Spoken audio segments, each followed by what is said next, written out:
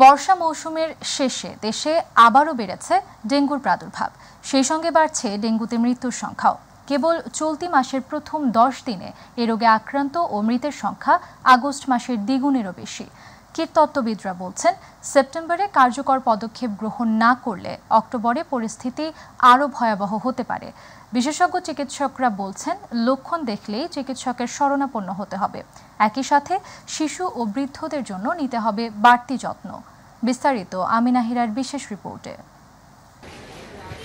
বর্ষার শেষ সময়ে এসেও থেমে থেমে বৃষ্টি ও আর্দ্রতায় দেশে ব্যাপক বংশবিস্তার করছে ডেঙ্গুর বাহক এডিস মশা। মশক নিধন কার্যক্রমে স্থবিরতা বিরাজ করায় ঘনত্ব অনুযায়ী চলতি মাসে ডেঙ্গুর প্রকোপ ভয়াবহ।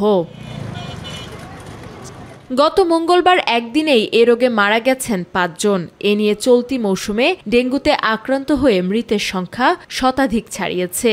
এ মাসেই ডেঙ্গুতে আক্রান্তের সংখ্যা আগস্ট মাসের দ্বিগুণেরও বেশি। তাপপ্রবাহে মশার প্রজনন কমলেও থেমে থেমে হওয়া বৃষ্টিপাতই মশার প্রজনন বাড়াতে শুরু করেছে জানাচ্ছেন কীটতত্ত্ববিদগণ। এ কারণে এখনই কার্যকর পদক্ষেপ না নিলে অক্টোবরে প্রকোপ আরও ভয়াবহ হবে বলেও শঙ্কার কথা জানান কীটতত্ত্ববিদ অধ্যাপক ডক্টর কবিরুল বাশার। যেই বাড়িতে ডেঙ্গু রোগী আছে সেই বাড়ির চতুর্দিকে 200 মিটারকে কেন্দ্র করে ফগিং করে উড়ন্ত মশা মেরে দিতে হবে। ডেঙ্গু যখন বেশি হয় তখন হটস্পট ম্যানেজমেন্ট করা অত্যন্ত জরুরি হয়ে পড়ে। সঙ্গে সঙ্গে লার্ভাল ম্যানেজমেন্ট এবং ব্রিডিং সোর্স ম্যানেজমেন্টও করতে হবে। এই কাজটিতে সম্ভব হলে জনগণকে সম্পৃক্ত করতে হবে। যদি আমরা জোরে সোরে সেপ্টেম্বর মাসে এই কাজগুলো করতে পারি তাহলে অক্টোবরে যে ভয়াবহতা হওয়ার একটি সম্ভাবনা আছে সেটিকে আমরা ঠেকাতে পারবো বলে আমি মনে করি। এদিকে জ্বর ছাড়াও ডেঙ্গুর অন্যান্য লক্ষণ দেখা দিলে দ্রুত চিকিৎসকের শরণাপন্ন হবার পরামর্শ দিয়েছেন বিশেষজ্ঞ চিকিৎসক। শরীরে রক্তক্ষরণ হওয়া, বিশেষ করে দাঁতের মাড়ি ও পায়খানা রাস্তা দিয়ে রক্তক্ষরণ হতে পারে। কোনো রোগীর ক্ষেত্রে প্লাজমা লিকেজ হয়, ফলে ব্লাড প্রেশার কমে যায়, রোগীর শকে চলে যায়। এই ধরনের রোগীদের ক্ষেত্রে দ্রুত হাসপাতালে নিতে হবে। শিশু এবং বয়স্ক রোগীদের রোগ প্রতিরোধ ক্ষমতা কম থাকে, বিশেষ করে বয়স্ক রোগীদের নানাবিধ জটিল রোগে ভোগায়। এই রোগের জটিলতা বাড়তে পারে। প্রতিরোধের জন্য মশার কামড় থেকে বাঁচাই একমাত্র প্রতিরোধ। মশার বংশ বিস্তার রোধ করতে হবে, বিশেষ করে মশার লার্ভা ধ্বংস করতে হবে। এ রোগের উপসর্গ ক্রমেই পরিবর্তন হওয়ায় এবার শিশু ও বৃদ্ধদের সুরক্ষিত রাখতে বাড়তি যত্নেরও পরামর্শ দেন অধ্যাপক ডাক্তার আকাশ। আমিনা হিরা, মাই টিভি, ঢাকা। 5 আগস্ট ঢাকার আশুলিয়ায় হত্যার পর মৃতদেহ আগুনে পুড়িয়ে দেওয়ার ঘটনায় পুলিশ ইন্সপেক্টর আরাফাতকে গ্রেপ্তার করেছে র্যাপিড অ্যাকশন ব্যাটালিয়ন র্যাব 3। শুক্রবার এক বিজ্ঞপ্তিতে এই তথ্য জানায় র্যাব। এতে বলা হয়, বৃহস্পতিবার রাতে রাজধানী আফতাবনগর থেকে আরাফাতকে গ্রেপ্তার করা হয়। এর আগে একই ঘটনার অভিযোগে গত 2 সেপ্টেম্বর রাত 10টার দিকে শাহজালাল আন্তর্জাতিক বিমানবন্দর থেকে ঢাকা জেলার অতিরিক্ত পুলিশ সুপার আব্দুল্লাহিল কাফিকে গ্রেপ্তার করে ঢাকা মহানগর গোয়েন্দা পুলিশ। গত 30 আগস্ট সারাদিন একটি ভিডিও সামাজিক যোগাযোগ মাধ্যমে ভাইরাল হয়। এ সময় বেশ কয়েকজন গুলিবিদ্ধ হয়ে মারা যান। পুলিশ লাশগুলো তাদের থানার সামনে নিয়ে যায়। সেখানে একটি পুলিশ ভ্যানে লাশগুলো রেখে আগুন দিয়ে জ্বালিয়ে দেওয়া হয়। বঙ্গোপসাগরে সুস্পষ্ট লঘুচাপ অবস্থান করায় দেশের সমুদ্র বন্দরগুলোতে 3 নম্বর স্থানীয় সতর্ক সংকেত দেখাতে বলেছে আবহাওয়া অফিস। সকালে আবহাওয়া অধিদপ্তরের এক বিজ্ঞপ্তির মাধ্যমে এ তথ্য জানানো হয়েছে। এতে বলা হয়, বাংলাদেশের দক্ষিণ পূর্বাংশ ও তৎসংলগ্ন উত্তর পূর্ব বঙ্গোপসাগর এলাকায় একটি লঘুচাপ সৃষ্টি হয়ে বর্তমানে একই এলাকায় সুস্পষ্ট লঘুচাপ আকারে অবস্থান করছে। এটি উত্তর পশ্চিম দিকে অগ্রসর ও আরও ঘনীভূত হতে পারে। এর প্রভাবে উত্তর বঙ্গোপসাগর ও বাংলাদেশের উপকূলীয় এলাকায় গভীর সঞ্চালনশীল মেঘমালা সৃষ্টি অব্যাহত রয়েছে। বাংলাদেশের উপকূলীয় এলাকা, উত্তর বঙ্গোপসাগর ও সমুদ্র বন্দরগুলোর উপর দিয়ে ঝোড়ো হাওয়া বয়ে যেতে পারে। চট্টগ্রাম, কক্সবাজার, মোংলা ও পায়রা সমুদ্র বন্দরকে 3 নম্বর স্থানীয় সতর্ক সংকেত দেখিয়ে যেতে বলা হয়েছে। উত্তর বঙ্গোপসাগরে অবস্থানরত মাছ ধরার নৌকা ও ট্রলারগুলোকে পরবর্তী নির্দেশ না দেওয়া পর্যন্ত উপকূলের কাছাকাছি থেকে সাবধানে চলাচল করতে বলা হয়েছে। আমরা যে দেশের সমুদ্র বন্দর আছে সেই সমুদ্র বন্দর সময়কে 3 নম্বর স্থানীয় সতর্ক সংকেত দেখিয়ে যেতে বলেছি। আর এর প্রভাবে কিন্তু দেশের দক্ষিণাঞ্চলে অলরেডি ভারী বর্ষণ অব্যাহত রয়েছে এবং যেটা আরও আস্তে আস্তে মধ্য অঞ্চল হয়ে দেশের সারা দেশেই এটা বিস্তার লাভ করতে পারে। গত 24 ঘন্টায় দেশের সর্বোচ্চ বৃষ্টিপাত রেকর্ড করা হয়েছে কক্সবাজারে 378 মিলিমিটার।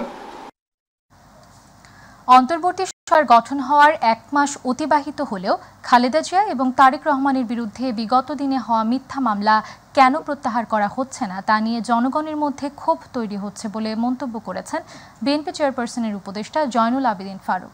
জাতীয় প্রেস ক্লাবের সামনে এক অবস্থান কর্মসূচিতে তিনি এ মন্তব্য করেন। পালিয়ে যাওয়া সরকারের দোসরদের মধ্যে যারা গ্রেফতার হয়েছে তাদেরকে কারাগারে বিলাসী জীবনযাপন করার ব্যবস্থা করে দেয়া হচ্ছে বলেও অভিযোগ করেন তিনি। এখনও যেসব আওয়ামী লীগ নেতা পালিয়ে আছে জনগণের সরকার প্রতিষ্ঠা হলে তাদের আইনের আওতায় আনা হবে বলেও জানান জয়নুল আবেদিন ফারুক। দেশের সবচেয়ে জনপ্রিয় নেত্রী সাবেক প্রধানমন্ত্রী বেগম খালেদা জিয়া এবং তারেক রহমানের বিরুদ্ধে যে সমস্ত ষড়যন্ত্রমূলক মামলা রয়েছে সেই মামলাগুলো জনগণ দাবি করার আগেই প্রত্যাহারের ব্যবস্থা করে নেবে।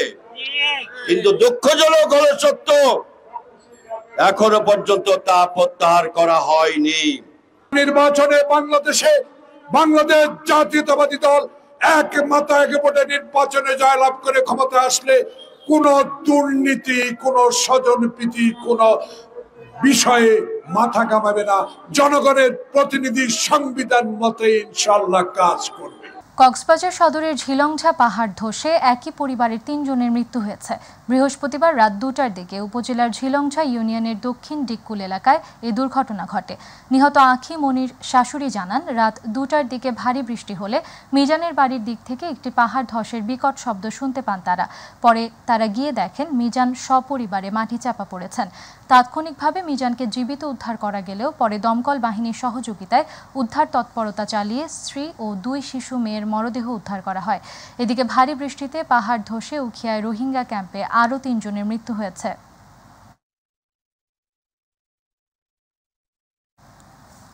দিনাজপুরের পার্বতীপুর উপজেলার বড়পুকুরিয়া তাপবিদ্যুৎ কেন্দ্রের উৎপাদন পুরোপুরি বন্ধ থাকার 3 দিন পর আবারও উৎপাদনে ফিরেছে একটি ইউনিট। বৃহস্পতিবার রাত 8:32 বিদ্যুৎ উৎপাদনে যায় কেন্দ্রের 1 নম্বর ইউনিট। জানা গেছে 125 মেগাওয়াট বিদ্যুৎ উৎপাদন ক্ষমতা সম্পন্ন 1 নম্বর ইউনিটটি বৃহস্পতিবার বিকেল 5টায় চালু হয়েছে। তবে রাত 8:32 বিদ্যুৎ উৎপাদনে যায় ইউনিটটি। বর্তমানে এই ইউনিট থেকে উৎপাদিত 60 থেকে 65 মেগাওয়াট বিদ্যুৎ জাতীয় গ্রিডে সরবরাহ হচ্ছে। এটি চালু রাখতে প্রতিদিন 800 থেকে 900 মেট্রিক টন কয়লার প্রয়োজন পড়বে।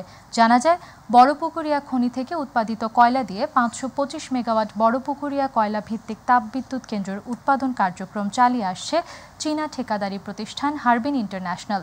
5 বছরের চুক্তি মোতাবেক আগামী বছর তাদের মেয়াদ শেষ হবে। নানান পদক্ষেপের পরও স্থিতিশীল হচ্ছে না রাজধানীর নিত্যপণ্যের বাজার। রপ্তানি বন্ধ থাকলেও কমেনি ইলিশের দাম, একই রকম রয়েছে কাঁচামরিচের দামও। নানা অজুহাতে বাড়ানো চালের দাম এখনও ঊর্ধ্বমুখী।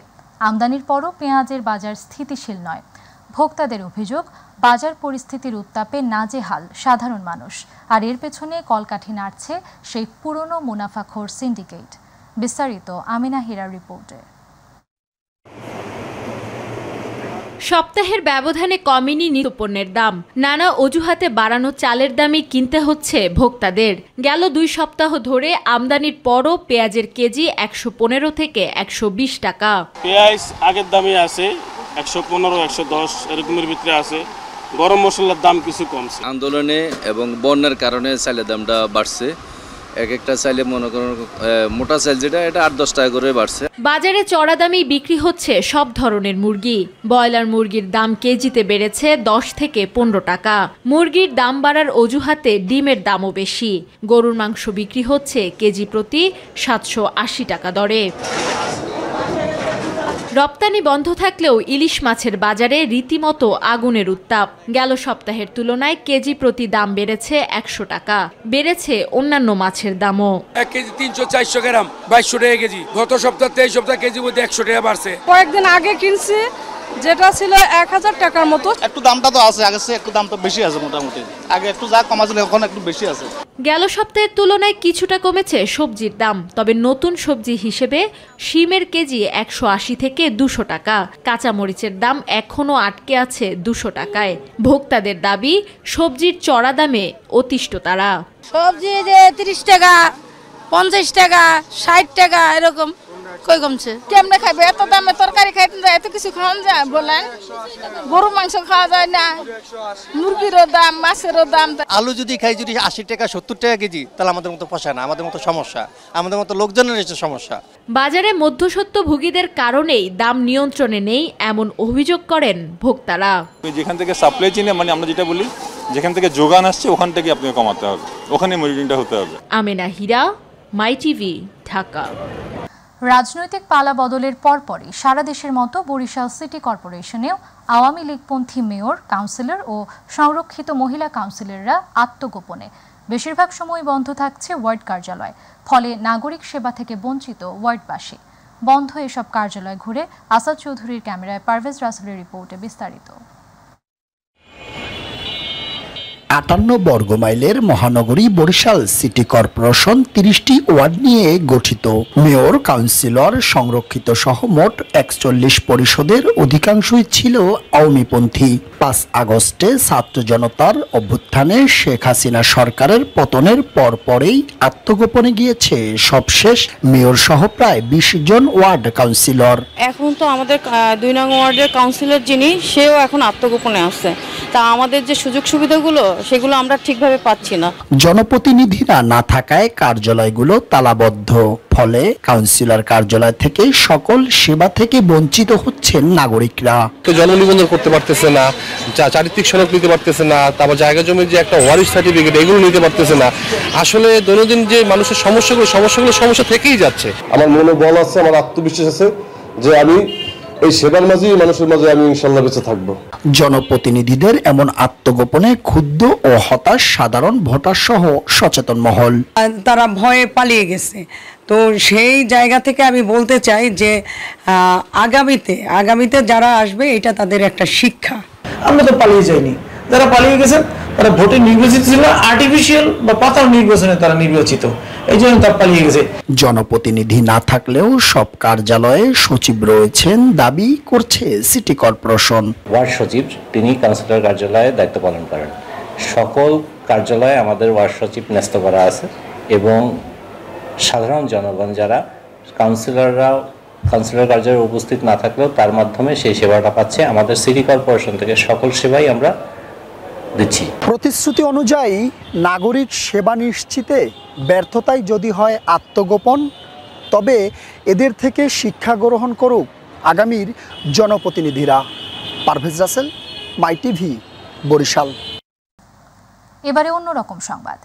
চলনবিল অধ্যুষিত তাড়াশ, সিংড়া, গুরুদাসপুর ও চাটমোহর উপজেলার বিভিন্ন স্থানে ভাসমান শামুকের হাট গড়ে উঠেছে। অন্যান্য হাটগুলোর মতোই পাইকারি হাট হিসেবে বিক্রি হচ্ছে শামুক। দেশের বিভিন্ন জেলার পাইকাররা শামুক কিনে নিয়ে উন্নত মানের পুষ্টিগুণ সম্পন্ন খাদ্য হিসেবে হাঁস খামারি ও মৎস্য চাষিদের কাছে শামুকগুলো বিক্রি করছে। আর চলন বিলে মাছ কমে যাওয়ায় শামুক ধরে বেচাকেনা করেই জেলেরা তাদের জীবিকা নির্বাহ করছে। সনাতন দাসের রিপোর্ট, জানাচ্ছেন নুসরাত শারমিন। প্রতিদিন সন্ধ্যার আগে 4 থেকে 5 জনের একটি দল নৌকা এবং জাল নিয়ে চলে যায় চলন বিলে। সারা রাত জাল ফেলে শামুক ধরেন তারা। এরপর সকালে বস্তা ভরে পাইকারদের কাছে বিক্রি করে শামুক। গড়ে প্রায় প্রতিদিনই 40 থেকে 50 মণ শামুক আহরণ করে জেলেরা, যা থেকে আয় হয় 2 থেকে 3 হাজার টাকা এবং তা দিয়েই সচ্ছলভাবে চলে তাদের পরিবার। আমরা শামুক ধরি, শামুক হাঁসের জন্য প্রধান খাদ্য। আপনার সারা রাত্রিতে শামুক মারলে আপনার হলো 40 থেকে 45 মণ শামুক পাওয়া যায়। আমরা ওইটা নিয়ে এসে সকালে এখানে বিক্রি করি। প্রতিদিন ইনকাম হচ্ছে 2500, আর আমার এইটা দিয়ে সংসার চলে। বিভিন্ন এলাকায় তিনি পাইকার আসে, আয়সা মনে করেন যে এগুলো কিনে নেওয়া যায় শামুক। পাইকাররা বলছেন শামুক পুষ্টিগুণ সম্পন্ন হওয়ায় হাঁস খামারিদের কাছে শামুকের ব্যাপক চাহিদা রয়েছে। আমরা বাংলাদেশের যে কোনো খামারে পৌঁছা দেই, যেভাবে বর্তমানে জেলেরা এখন নিয়ে আসতেছে এগুলো নিয়ে আসে মনে করেন আমার কাছে দিচ্ছে, আমরা মনে করেন বাংলাদেশের বিভিন্ন বিক্রি করেছি। মাছের খাদ্য হিসেবে ব্যবহৃত হওয়ার পাশাপাশি জমির উর্বরতার কাজে শামুক খুবই উপকারী উল্লেখ করে গণহারে শামুক নিধন করায় চলনবিলের জমিতে উর্বরতা সংকট দেখা দিতে পারে বলে আশঙ্কা প্রকাশ করেছেন এই কর্মকর্তা। শামুকের ক্যালসিয়াম, ম্যাগনেসিয়াম আছে, সেটা মাটির উর্বরতা বৃদ্ধি করে। শামুক নিয়ে আমরা ভবিষ্যতে এটা সরকারকে প্রকল্প নেওয়ার জন্য সহযোগিতা করব, যাতে এটা পরবর্তীতে মাছ হাঁসের খাবার হিসাবে অব্যাহতভাবে ব্যবহার করা যায়। নুসরাত শারমিন, মাই টিভি নিউজ।